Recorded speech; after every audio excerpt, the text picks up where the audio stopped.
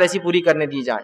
ٹھیک. بہرحال پانچویں چیز جو گناہ ہے جس کو ہم نے معمولی سمجھ لیا، جو پانچویں کیٹیگری آج کی میری، وہ میاں بیوی کے تعلقات کے بارے میں، کہ میاں بیوی کے تعلقات میں کچھ ایسے اعمال ہیں جن اعمال کو ہم معمولی سمجھتے ہیں، جو سنگین شریعت میں جرم ہے.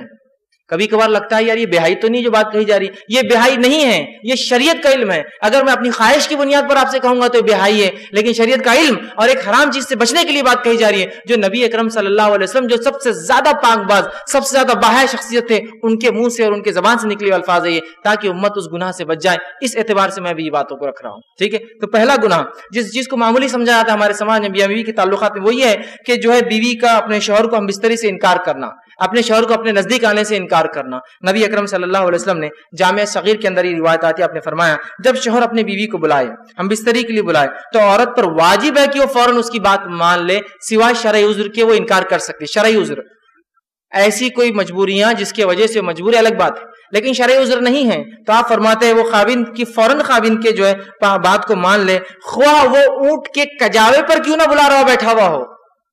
اونٹ کا کجاوا مطلب اس کی زین جس سے بیٹھتا ہے انسان، اس پہ بھی بلا رہا ہو تو اس کو جانا پڑے گا، اس کو انکار نہیں کر سکتی ہے وہ.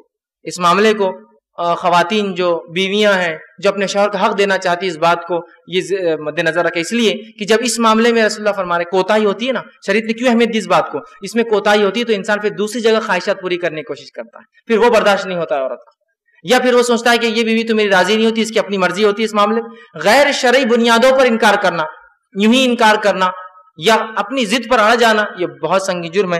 دوسری روایت میں آپ صلی اللہ علیہ وسلم صحیح بخاری کی روایت آپ نے فرمایا جب شوہر اپنی بیوی کو ہم بستری کے لیے بلائے اور بیوی انکار کر دے اور شوہر اپنی بیوی سے ناراضگی کی حالت میں سو جائے تو ساری رات، اور اگر وہ سوتا رہے ساری رات اگر ناراض رہے تو اس عورت پر صبح تک کے لیے فرشتے لعنت بھیجتے رہتے ہیں، فرشتے بددعائیں بھیجتے رہتے ہیں جو عورت اس طرح سے کرے. ٹھیک.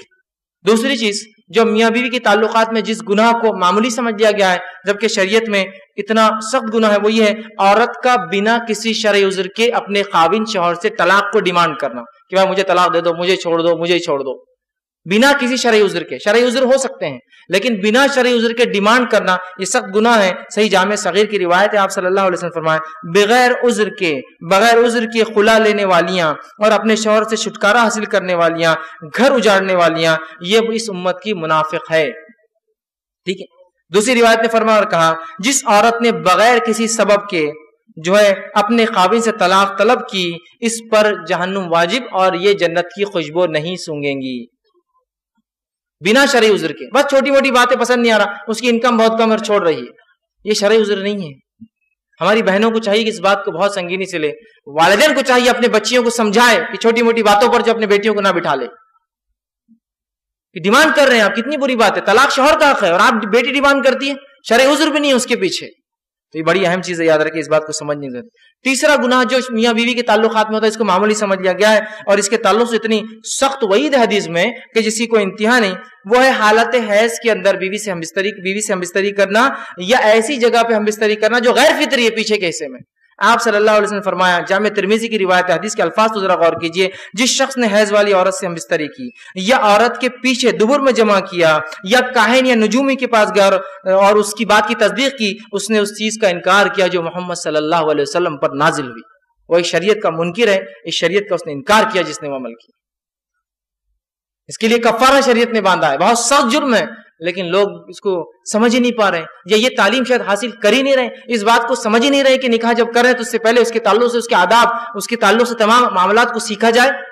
دنیا کی تمام چیزوں کے اندر ٹریننگ پروگرامز ہوتے ہیں، سب چیزوں کو سیکھا جا رہا ہے، لیکن شریعت کے مطابق کوئی چیز ہو تو وہاں ہم کو شرم آ رہی ہے، وہاں سیکھنے میں شرم آتی ہے. دنیا کی بہائی میں ہم کو شرم نہیں آتی. ہمارے بچے 11ویں 12ویں کے اندر جاتے ہیں، سائنس پڑھتے ہیں جس کے اندر عورت اور مرد کے جو ہے اعضاؤں کے اور تفصیلات پورے جسم کی تعلیم ہوتی ہے، وہ پڑھانا تو منظور ہے، لیکن بچے کو یہ سکھانا کہ شریعت تمہاری اور ہماری شریعت مطہرہ کیا سکھاتی ہے ہمارے بچوں، وہ ہم کو جو ہے بے شرمی، بے حیائی، اور جو بولتا ہے وہ بے شرم آدمی ہے، وہ بے حیا ہے، اس کو عقل نہیں ہے، اس کو شرم اس کو ہے. بے شرم تو وہ ہے جو ان باتوں کو نہ بتانے کی وجہ سے امت کے اندر یہ باتیں پھیل رہی ہے، یہ برائیاں پھیل رہی ہے. بہرحال اسی طرح جو ہے جو باتیں میاں بیوی کی تعلقات کی میں چوتھا گناہ جس کو معمولی سمجھ لیا گیا وہ یہ ہے کہ کسی غیر محرم عورت کے ساتھ خلوت میں اکیلے میں ملاقات کرنا اور کسی غیر محرم عورت سے ہاتھ ملانا، یہ بہت سخت بری بات ہے. نبی اکرم صلی اللہ علیہ وسلم فرماتے ہیں، اس کے تعلق سے آپ نے فرمایا، ترمذی کی روایت ہے، جب بھی کوئی آدمی کسی غیر محرم عورت کے ساتھ تنہائی میں ملتا ہے تو وہ دو نہیں तीसरा उनमें शैतान होता है, वो 3 हो जाते हैं। और मेरी बात याद रखिए, जब भी बारूद और आग, चाहे कितने भी अच्छे दोस्त हो, बारूद और आग मिलते हैं धमाका होना ही है, चाहे कितने अच्छे दोस्त हो। आग भी बोल रही मैं अच्छी दोस्त हूं तुम्हारी, बारूद बोल रहा बहुत अच्छा दोस्त हूं, लेकिन जब मिलेंगे तो सिवाय धमाके के कुछ नहीं हो सकता। इंटेंसिटी ज्यादा कम होंगी लेकिन धमाका जरूर होगा। तो मर्द और औरत जब गैर महरम मिलते हैं, ये बारूद और आग है, ये कभी भी कितने अच्छी नीयत से मिले ये धमाका होना ही, ये कभी साथ नहीं रह सकते हैं। ठीक, इसी तरह आप सल्लल्लाहु अलैहि वसल्लम ने फरमाया और कहा, औरत से हाथ मिलाना तो बहुत दूर की बात है, औरत का ताल्लुक से धक्का लगना क्या है उसके बारे में क्या, तो हाथ मिलाना बोले तो पकड़ना हो जाता है, सिर्फ धक्के के ताल्लुक से आप फरमाते हैं। और आपने फरमाया, सही जो है जामे सगीर की रिवायत है, तुम में से किसी शख्स के लिए एक कील लेकर अपने सर में मार लेना, ठोक लेना, और जाहिर सी बात सर में कीला ठोकेंगे तो क्या होगा, समझ रहे ना, सर में कील लेकर ठोक लेना ज्यादा बेहतर है इससे कि किसी गैर महरम को छुए, धक्का लगाए। कील लेके ठोक लेना ज्यादा बेहतर है बनिस्बत इसके किसी गैर महरम को धक्का लगे।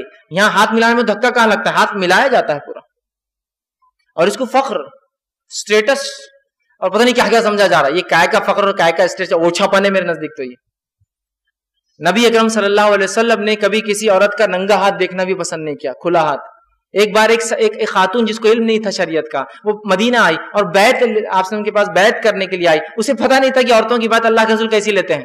वो आई और अपना हाथ डाल दिया आसम के सामने बैत के लिए, आसम फौरन अपने हाथ पीछे के नजर पड़े और कहा, मोहम्मद किसी औरत के नंगे हाथ को छूना तो दूर, नंगे हाथों को देखना भी पसंद नहीं करते हैं। और आपने चेहरा फेर लिया उससे। हाथ मिलाना, अब ये हाथ मिलाना ऑफिस के लिए होता होगा, बहुत से लोग उनका कल्चर होता है। कल्चर क्या होता है, किसी भी औरत को ईद मिलने जाते हाथ मिला के हाथ पकड़ के चूमते, कल्चर। ये कल्चर फालतू कल्चर है, छोड़िए इस कल्चर को, निकल के आइए इस कल्चर से बाहर। ये शरीयत नहीं है। जो शरीयत मोहम्मद ये कह रही है कीला ठोकना अफजल है सर में, हाथ मिला, हाथ धक्का लगने से कैसे वो इजाजत देगा कि आप कल्चर के नाम पर जो किसी औरत का हाथ पकड़े। नहीं, यहाँ पर समाज में चलता है, कल्चर है हमारा कि किसी भी औरत का हाथ पकड़ के हम चूमते ईद के दिन खुशी में चूमते। ये कल्चर शरीयत नहीं है, इसको निकालना होगा हमको अपनी जिंदगियों से, वरना फिर हम उन लोगों को रोक नहीं सकते हाथ मिलाने से, इसलिए कि आप भी तो कल्चर के नाम पे एक अमल कर रहे हैं। ठीक, इसी तरह जो है छठी चीज, जो गुनाह जिसको मामूली समझ लिया हमने अपने समाज में करना, जो कि शरीयत के नजदीक हराम है, सब गुनाह है, वो ये है जो है मामलात और तिजारत।